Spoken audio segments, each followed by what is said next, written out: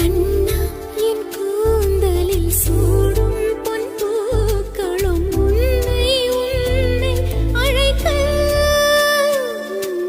கண்ணே உன் கைவளை மீட்டும் சங்கீதங்கள் என்னை என்னை உடைக்க. கண்களை திறந்து கொண்டு நான் கனவுகள் காணுகிறேன்.